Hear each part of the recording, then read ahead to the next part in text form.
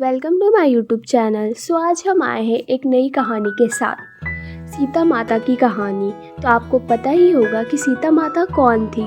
सीता माता राम जी की पत्नी थी। तो आइए जानते हैं इनकी कहानी के बारे में। मिथिला देश के नरेश जनक के महल में पली बड़ी सीता माता का चरित्र परम गौरवशाली है। वाल्मीकि जी ने अपनी रामायण में सीता के चरित्र को वर्तमान के लिए आदर्श बताया है। जब राजा जनक खेत में हल जोत रहे थे, तब एक कन्या हल के नीचे मिली।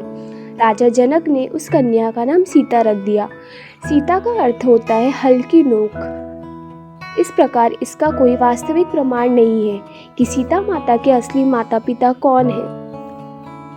सीता माता 2 बार वनवास गई। रावण की लंका में माता सीता को रावण ने खूब धमकाया और डराया, लेकिन माता सीता को अपने पत्नी धर्म पर पूरा विश्वास था कि श्री राम जरूर आएंगे।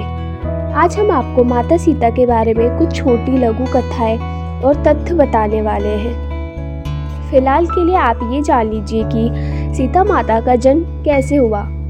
सीता माता का जन्म को लेकर अनेक पौराणिक कथाएं प्रचलित हैं। कुछ तथ्यों में कहा जाता है कि माता सीता राजा जनक की गोद ली हुई पुत्री थी। तो कुछ ग्रंथों में लिखा गया है कि माता सीता लंका नरेश रावण की पुत्री थी। इन कथाओं के अलावा भी एक अन्य कथा प्रचलित है कि चलिए हम उसके बारे में आपको बताते हैं। एक बार मिथिला नगर में भयंकर अकाल पड़ा। इसके निवारण के लिए ऋषि ने राजा जनक को यज्ञ करने की सलाह दी।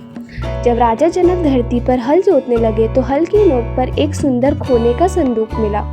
जब जनक ने उसको खोलकर देखा तो उसके अंदर एक छोटी कन्या थी।